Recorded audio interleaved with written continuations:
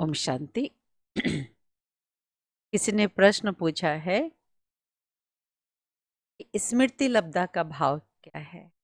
जैसे नष्टो मोह स्मृति लब्धा, अर्जुन को भगवान ने कहा। नष्टो मोह का तो पिछले प्रश्न में उत्तर दिया था।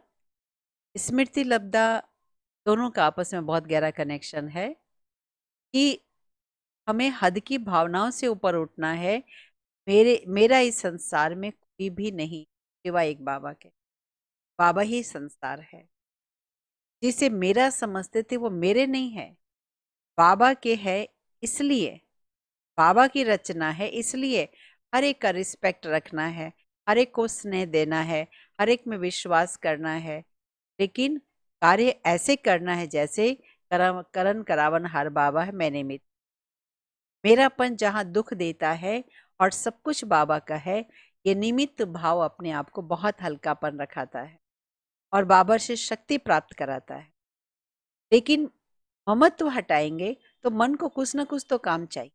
और सबसे बड़ा काम बाबा ने दिया है जिस भी परिस्थिति में, जिस भी वस्तु, व्यक्ति और परिस्थिति के संपर्क में आते हैं, उस परिस्थिति में मेरे मन में क्या चलना चाहिए, मुझे किस स्मृति में रहना चाहिए, वो बातें बाबा ने बताई है।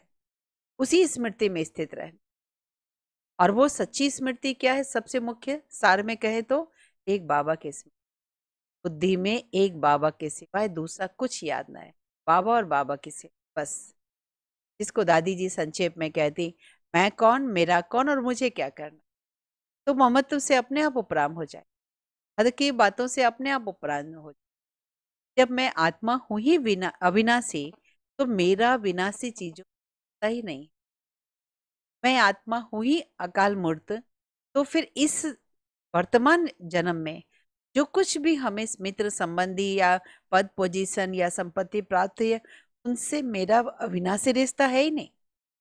और इस जन्म में भी कितने क्षण का रिश्ता है पता नहीं। लेकिन ये चीजें किसकी देन है? ये मित्र संबंधी किसकी देन है? ये पद पोजीशन किसकी देन है? ये क्वालिफिकेशन और गुण किसकी देन है? बाबा की देन। तो जो मेरे को इतना कुछ भरपूर कर रहे हैं, है तो ये चीजें उनकी ना। और दिया किस लिए उन्होंने? अपने कल्याण और दूसरों के कल्याण के लिए यूज करने के लिए। तो यूज कर रही हूं मैं आत्मा, लेकिन मेरा कुछ भी नहीं है। सब कुछ बाबा का है, क्योंकि बाबा से मुझे बहुत प्यार है और मेरा बाबा से बहुत प्यार है। अविनाशी रिश्ता है दोनों का। बस एक साधे सब सद, इस बात में स्थित रहे तो ममत्व नहीं रहेगा। ना अपने गुणों में ममत्व रहेगा, ना अपनी विशेषताओं में ममत्व रहेगा, ना अपनी अच्छी सोच में ममत्व रहेगा, ना स्थूल चीजों में, न मित्र संबंधी। निभाएंगे सब कुछ, लेकिन निभाते हुए भी किसी से अटैच। बुद्धि मेरे में न फंस, बुद्धि मेरी किसी में न फंस। जैसे दीपावली में दिया जलाते हैं थाली में रख करके, तो दिए को दिए से नहीं जलाते हैं। कितनी बड़ी बात है, इतनी बड़ी ज्ञान की बात समाई हुई इसमें कि हमें बुद्धि योग किसी से नहीं लगता, एक बाबा से। तो ऐसे ही अंत में शरीर भी छोड़ेंगे तो जैसे सांप केचुली छोड़ता है वैसा अनुभव होगा। मेहनत नहीं। कहने का मतलब मोह हटाना सहज है कि मन को लगाना कहा वहां लगा ले तो ऑटोमेटिक हट जाएगा मोह गलत बातों से। क्योंकि जैसे बंदर के हाथ में चना होता है, लेकिन अगर उसको हीरे जवाहरत मिल जाए मनुष्य को, बंदर की बात तो अलग है, मनुष्य को भी हीरे जवाहरत मिल जाए तो साधारण चीजों से अपने आप बुद्धि उपराम हो जाए। तो जो हमें क्या सोचना है, संक्षेप में कहे साप्ताहिक कोर्स को देख ले। एक एक चित्र के सामने बैठ, इस बात से मुझे क्या स्मृति है, इस बात से मुझे क्या स्मृति। इतना बाबा ने हर परिस्थिति में क्या याद करो, यहां तक कि एक मच्छर को देखे तो भी क्या याद करो।